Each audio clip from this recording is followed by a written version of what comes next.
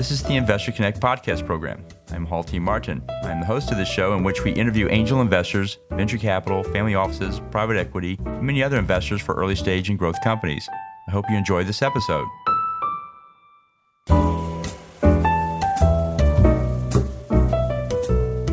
Well, hello, this is Hall Martin with Investor Connect. Today we're here with Alpesh Patel, dealmaker, UK Government Department for International Trade. UK Government's Department for International Trade has under it the Global Entrepreneur Program. In it, dealmakers are business people who make deals with overseas outstanding tech scale-up companies to land their global HQ in the UK. They help companies with VCs, angels, potential customers, and more. Alpesh, thank you for joining us. Thank you. Thanks for having me on. Great. So what was your background before investing in early stage companies? Well, a very long time ago, I trained as an attorney, a barrister, as we call them over here in the UK, the ones who wear the wigs. And I used to work in the US Congress when I was a student. And then I left all of that to start investing in public companies, principally American listed companies. And the very first column that I wrote in the Financial Times, they asked me to write a weekly column about my trading, stated how I'm investing in a whole bunch of US listed companies. So there's been a lot of connections with the United States. And then eventually I set up a hedge fund and added a private equity arm to that.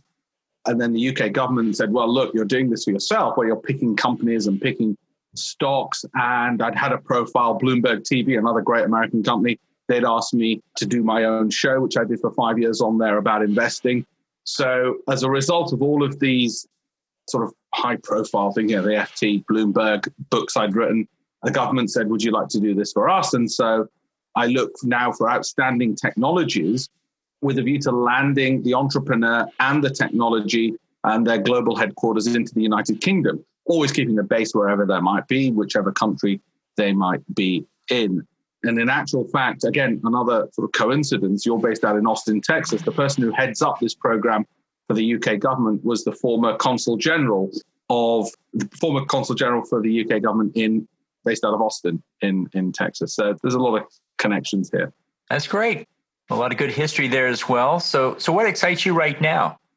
The funny thing is, I guess as an entrepreneur, you're always excited about what's coming along. And even during this pandemic time, there's always new sectors. There's an acceleration more so than ever to technology. And we see that with what's happening in the listed sector, NASDAQ companies, the big giants there. And if anything, this acceleration has meant there's more of a focus with the startups and the scale-ups, which are setting up. And I think more so than ever, entrepreneurs are excited about the future, despite what we're seeing, in the global economy and worries about the virus and Brexit and all of these other things you might think people are worried about. In actual fact, when I speak to entrepreneurs, they're not. They just see other people might see as a hurdle or a challenge. They see it as an opportunity. And I find that exciting. And then if you were to ask me which sectors, well, at the moment, cybersecurity, artificial intelligence, big data, and there's always new sectors coming along. And 5 years ago, we might have said a whole bunch of different ones. And 10 years ago, we said different things. So there's always new things coming along. So in a way, I guess like most entrepreneurs, I'm just excited about everything. It's exciting times. We have a whole new set of careabouts, a rising stock market. Many things are happening now that's where the startups really thrive, is when you have a new set of careabouts and money to go and pursue them. So what's your advice for people investing in startups? What do you tell them to do before they write that first check? Well, the funny thing is, obviously, I look at things from both sides. I've got to speak to the investors, like you rightly point out, the angels, or it might be the VCs. Obviously, the VCs don't need my advice on what to do. That by that stage, they've professionalized it. But let's talk about the angels. And also, I've got to speak to the companies and tell them what they should be getting right. So if we start off with the angels, first of all, most of the angels, and particularly in the UK, where now there's crowdfunding platforms, and the UK is Europe's largest crowdfunding market, the great thing for the angels is a lot of their hard work's being done for them. See, in the past, I'd have to say to them, make sure you look at the financials, you understand the P&Ls going forward. You can do a discount cash flow valuation, that you can look at the balance sheet, you can understand it, look at the numbers properly, look at the pitch deck, look at the, interview the individuals, because after all, it's always the entrepreneurs you're investing in, look at their track, all the usual stuff which people now know what to do. Well, actually, the great thing is the crowdfunding platforms just make that so much easier, because they do that and they make sure that information is uniform across all companies, so you can easily compare investments. And that way, no longer is it, Alpesh, I invested in XYZ because they're the only ones who came up to me. Now it's like, well, actually, Alpesh, I compared several companies and I could see this one had better growth than that one. This had a better valuation. This one, the entrepreneurs just came across better and so on. So I guess it's always, in one sense, I guess it's the Warren Buffett statement. You'd rather invest in great individuals with a mediocre product than a great product with mediocre people behind it. So it's always the person, the entrepreneur that you're really putting the capital into and you're backing. Obviously, when it's an angel investment, you want the great product and the great individual. Well, great. And then on the other side of that table, what do you tell that startup to do before they go out and raise funding? Well, now, this is what 90% of my time in my government role is spent on doing. Because I cover for the UK government markets like India, Southeast Asia, so Malaysia, Singapore. If it wasn't for the lockdown, I'd be out there right now. Hong Kong. And because I'm looking right across fintechs, over the last 15 years since I had the deal maker role, and don't forget, I'm running the private equity fund alongside this. So for the last 15 years when I've had this government role, the same things kept coming up. People asking, well, Alpesh, how should we pitch it? How do we get the warm introduction to the relevant VC? How do we know they're looking to raise? How do we know they're in our sector?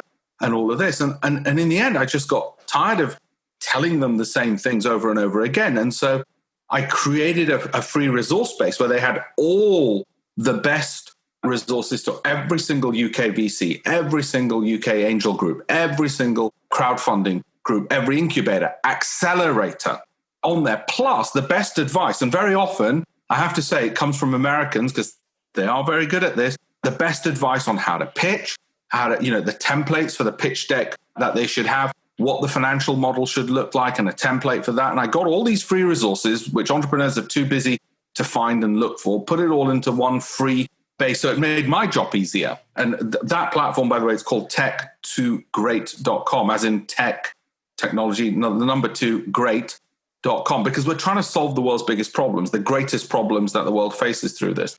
And so, what I tell them is the first place I now tell them to look is have a look at all of those resources, have a look at the best pitching advice on there from people like Guy Kawasaki. Okay. It doesn't get better. Have a look at the template pitch decks that are on there. Have a look at the people you want introductions to. And then I even explain to them how to get those warm introductions. Don't just blanket email them and so on. So there's a process to all of this, which requires a bit of research. And you know what? The best entrepreneurs, they'll do that research and then they'll come back to me and they'll say, right, Alpesh, it's this fund or this angel group. This is what I want from them. This is how you showed me I should draft the email. This is how the pitch should be. I've validated the idea using the resources you gave. I'm good to go. So they can do 99% of what they'll be best placed to do. And then I can just add in the sort of the door opening bit and the extra bespoke information, which they might not have got otherwise. And that's a win-win for everyone. Well, that's good advice. So you've seen the investing world for some time. How do you see the industry evolving today for startups? I think there's just going to be more and more capital going towards Well, let's talk supply and demand. I think there's going to be an increased supply in capital just as the world gets wealthier. And if you want to know if the world's getting wealthier, just look at your own stock market. It's clearly getting wealthier. The global economy is set to grow according to the IMF next year. And grow at levels we've not seen since the Second World War. Obviously, this year it took a hit, but to grow. So if there's more wealth, that means there's more supply of capital. So the supply of capital, which is essential to growth entrepreneurs, that's going to be there. The efficiency with which the entrepreneur can matchmake with the capital is improving all the time because there's platforms. There's AngelList out of the US, for instance, as well as all these crowdfunding platforms in the United Kingdom as well. That makes it so much more frictionless to marry investor and opportunity. So that trend is going to increase because the way towards all liberal markets is towards greater efficiency. And the two greatest inefficiencies in the markets which cause failure, which cause difficulty, are a lack of information. Well, that's going because of these platforms, and friction cost, the cost of meeting someone, getting the information, getting the data. Well, as these platforms commoditize the presentations, the way it should be exhibited, that means they're upskilling the entrepreneurs and they're making it easier to get that information. So that's the huge change I'm seeing there. Then when it comes to demand, there's going to be a massive demand amongst entrepreneurs because the entrepreneurs are getting ever more ambitious. They look at Tesla. Let's give American examples. They look at the likes of Elon Musk or Jeff Bezos, and they say, well, wait a minute, I want to be global. I don't just want to serve my domestic or local market. And so we're getting more and more entrepreneurs, not least because the jobs market's changing. There's no more jobs for life. And those kind of dislocations mean that more people are being more entrepreneurial. And then America is, of course, the most entrepreneurial country in the world. But that trend is going to continue to the rest of the world. I think the rest of the world is going to become more American, if I can put it that way. And that means there's going to be a constant supply of entrepreneurs demanding this capital. And they're going to need upskilling. And that's what platforms like yours does. It gives them that information. It trains them up because it requires an education, which we don't get in school. And so the good thing is there's going to be an ever increasing demand for this. And we're in the right space at the right time. What's the biggest change you see coming up in the next 5 years? In one sense, because I invest in companies, you could argue I'm in the forecasting business. Let me tell you, the one lesson that I've learned, it's the unknown unknowns, as Dick Cheney put it. It's the blasted unknown unknowns. I'm going to look foolish in 5 years when you play this back and I tell you it's XYZ, because I didn't see COVID. I didn't see the financial crisis in 2000. I wasn't looking at US housing data to find it in 2008. And I certainly wasn't looking at, Bill Gates' videos where he said, viruses are probably the thing we need to worry about. It's probably as much as likely to be something I tell you as it is to be an alien invasion. So my point is, I don't know what the biggest change will be, but what I do know is we absolutely need resilience. Our companies need resilience, and we need resilience personally. That means mental resilience. It means strong balance sheets. It means cash in the bank. It means strong cash flows. It's become more important than ever to make sure our business plans are that much more robust, that we can hit those figures, and that should there be unknown unknowns, we can withstand the pushback we're necessarily going to get. Business plans which rely on the finest of details working out, they're not the ones I'd ever want to invest in, because in the next 5 years, another massive global shock is going to happen. I don't know what it is, but I guarantee you, I know it's going to happen. And I knew this one, in one sense, was going to happen. I didn't know it was going to be COVID, but I knew something was due because it had been about 10 years since the last financial crisis. And so I'd made sure I'd had a lot of cash into the technology companies which survived the last financial crisis. And guess what? That's what worked. I didn't know it was going to be COVID, but I knew I needed resilient companies to invest in. Well, the UK has a rich set of crowdfunding platforms. They got in early, have been going strong ever since. And do you think the crowdfunding model is going to outstrip the angel and VC model anytime soon? Yeah, I'll give you an example. I used to be an angel investor, used to be. I now will only ever go through a crowdfunding platform. I get people sending me business plans and pitches and all the rest of it. And I say to them, look, guys, I need you to put it through the crowdfunding platform so that I can compare apples with apples. Because if you don't put it through there, then, I'm looking at your documents. I've got to compare it with those. It becomes a lot more difficult. And I'd rather my life was made easier. And people might say, well, you're missing loads of opportunities. You're missing some really great opportunities. Well, they might be right. There's great opportunities all the time. If I really wanted the greatest opportunities, I'll go to my alma mater university and I'll go to their science department and I'll say, hey guys, what are you guys producing? But that'll be a bit early stage. So I think more angels are going to move towards the platforms. And I see that happening already. We've got organizations in the UK like Investors, which is investors, but with an E, or with the letter E at the front, Investors. They used to be just pure angel. Now what they do is they take all their angels, they put them into the platform so they can see everything. And that's the way it's going to go. It's going to go that way. Great. So what's your investment thesis for making investment decisions, both either personally or through your job there? What do you look for in startups? Yeah. So let's talk. Well, startups is one, and I'll put that to one side. Then there's public listed companies. Public listed companies is where I started off. So on the hedge fund side, it was the quoted companies. That's where I started off. And I still do that. And that's what I love the most. And because it's easy. If I want to get out of Apple, I click a button. I'm out of there. I don't need to negotiate with somebody. I don't need to find a seller. It's the most efficient market in the world. Now there, in a perverse sense, it's the same thing I'm looking up for startups. I'm looking for cash flow growth, consistency of performance, low volatility, increasing revenues, increasing growth in sales and in profits, and good valuations. Because it's public markets, I can get information, technical information like the Sortino ratio or the alpha for a company. That's the public side. That's actually incredibly easy because all that data is available. It's an efficient market. With startups, I'm looking at the individual. I'm looking to see if on a crowdfunding platform they're overfunded, what the momentum is. I want to see some traction. I don't mind so much, obviously, if they're not growing revenues, but I want to see growth.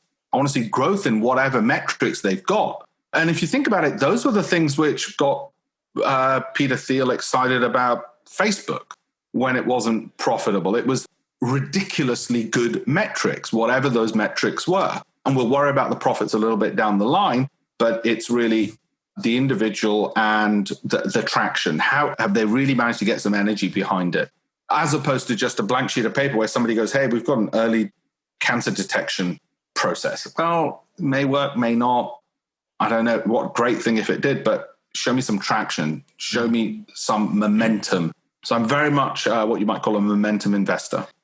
That's great. We always ask for the growth story ourselves. Something has to be moving in the deal to get investors going. So I think that's a good point. Can you mention one or two startups that fit your thesis? Yeah, absolutely. Well, and just to make sure my memory wouldn't go blank, I even have them in front of me. I'll tell you, I'm going to give you one with a US connection and one sort of with another US connection as well, just because I know whilst you've got a global audience. So we had one company called Air for Life. Now, what it does is it took technology out of NASA's space shuttle program. It was air purification technology. And actually, there's a Texas link to this because the technology was developed in one of the universities out of Texas.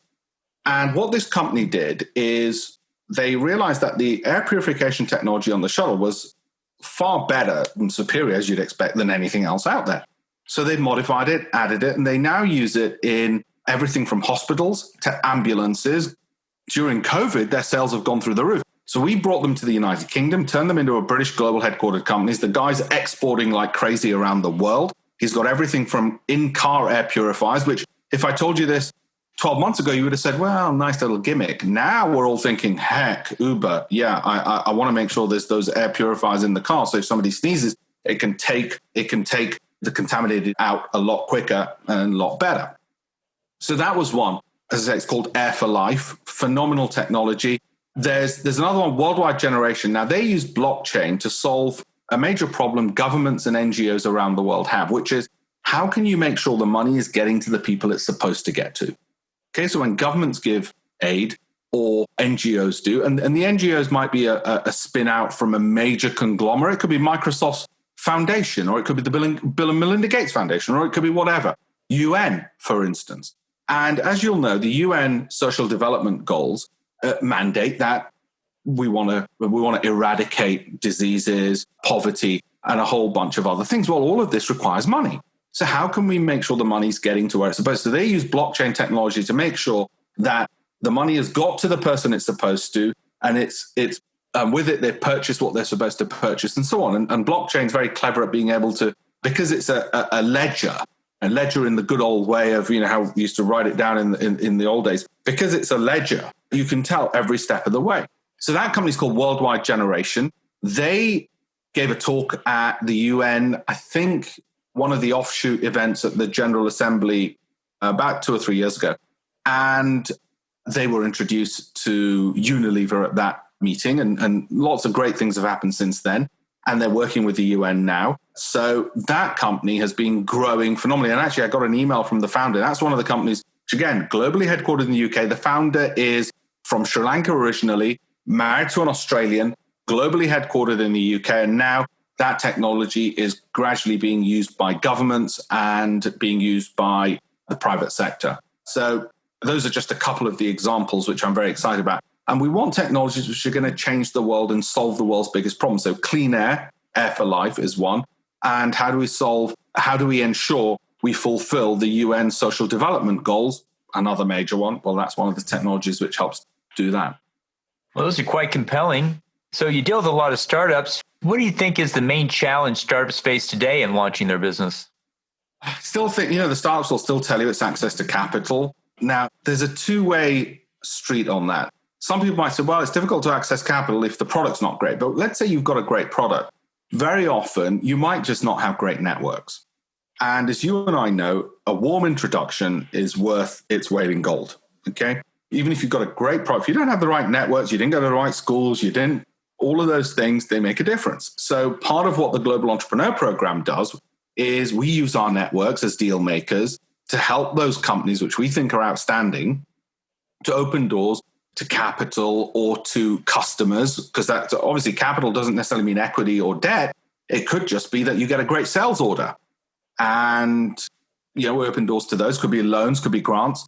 And we help them through our networks piggyback on us, because very often great entrepreneurs, they're sitting there and they're great at what they're doing, but why should they necessarily have had the best network? So I guess it's that. I guess it's access to capital, but really it's access to networks. It's the old saying, it's who you know, not what you know. I mean, these entrepreneurs are great at what they know. They might not necessarily have the who you know part, and our job is to try and fill that gap. Right. And then on the other side of that table, what's the challenge you see investors struggling with today? It's a good question. I think there's a lot of people who've suddenly decided they want to invest. Okay, so let's put to one side the experienced investor, the expert investor. Let's talk about the brand new ones, the ones who might be watching this and thinking, you know what, there's a lot of exciting stuff going on. I'm sitting here in the States. I want to invest. And it's a first-time investor, and they don't necessarily know what to look for, because human nature loves stories. They find an entrepreneur who tells them a great story, but hey, where's the hard numbers? Numbers. So what I'd say to people is, please look at the data. And once you've looked at the data, back it up. What's the verification? What's the source of that data? Do not ever just fall for the story. Stories schmories. The best technology companies in the world might have had absolutely rubbish stories. I mean, if I described a company which rates the looks of women, you'd say, what the heck? I don't want to invest in that. Well, that was Facebook. Forget the stories. Look at the hard numbers behind it. How many people are signing on? Why? What's the credentials of the individual? So I'd say the hardest thing new investors are finding is knowing what they're supposed to do, and they're seduced by stories as opposed to boring, hard Excel spreadsheets. Well, that's a good point. Well, you see a wide range of startups coming through. Are there any particular sectors or applications you think are good immediate opportunities for investors to pursue today? I used to always say blockchain, because everyone was getting excited about blockchain. So I was getting excited about blockchain, try and find the right stuff. And it's there, but you still got to do your due diligence. I'm from a fintech background. So what excites me the most is fintech. I've got to say, if somebody talks to me about other sectors, I go, yeah, I know they're important, but I love fintech, particularly just more efficient movement of capital, anything which makes your life easier. So if I can just pay somebody by clicking a button, guess what? That's going to be huge. Anything that removes those frictions. But outside of my own sector, what really excites me, agriculture technology. Now, I don't know anything about it, but the more I read, there's more and more issues about providing food efficiently, effectively, clean, without destroying the planet, ensuring that farmers have a livelihood as well. So I guess that this whole sector of agri-tech, which we didn't hear too much about. But if you think about it, you think about the innovations in wheat in the 1960s, again, came out of the US, and how the yield just jumped. Oh, well, that was called agri-tech before there was agri-tech. And the millions of lives, hundreds of millions of lives, that innovation saved because the genetic modification of the wheat. So I'd say agri-tech at the moment's pretty exciting stuff. But like I said when I started this interview, I just get excited by all of it. Even if I'm not a specialist in that area, and whilst I did science at school, I did mathematics, physics, and chemistry at school, this is all way beyond me, but I just get excited by all of it. Whenever they're solving a major problem which has a higher purpose, like saving lives, feeding people, that's got an extra level of excitement. Well, that's great. Well, the last few minutes that we have here, what else should we cover that we haven't? We've covered pretty much everything. The last thing I'd say is, look, you'll have a large US audience out there. Please come and have a look at the United Kingdom as a place to invest in and to establish a company and a corporate headquarters if you're looking at the future, not least because we have this special relationship with the world's largest market, the United States, and we continue having this geographic proximity and special relationship with the world's second largest market, which is the European Union. So we're nestled, and as well as being in our own right, the fifth largest economy in the world. So, we've got the best of all worlds. So do have a look at the United Kingdom for investment and also for establishing business as well. I think it's often overlooked. We're not as good as the Americans at sort of beating the drum, as it were. And I think people will often find great value and great companies and great science out of the United Kingdom, which is often overlooked. Well, that's a great point. So how best for listeners to get back in touch with you? Well, I think you're going to provide them with my LinkedIn link, and there's the messenger on there. There's also the website, tech2great.com, and that's got contact details as well, tech2great.com. But yeah, LinkedIn's probably the easiest and quickest way, rather than giving you a rambling email address. But what I normally do is when they get a message on there or they're linked up with me, I then give them my email address and we can communicate sort of a bit easier than on LinkedIn. Well, we'll put those in the show notes. Want to thank you for joining us today. Hope you have back for a follow-up soon. Thank you very much. Thanks. Investor Connect helps investors interested in startup funding. In this podcast series, experienced investors share their experience and advice. You can learn more at investorconnect.org.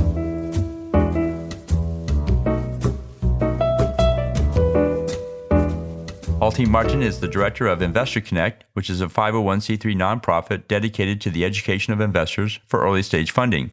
All opinions expressed by Hall and podcast guests are solely their own opinions and do not reflect the opinions of Investor Connect. This podcast is for informational purposes only and should not be relied upon for the basis of investment decisions.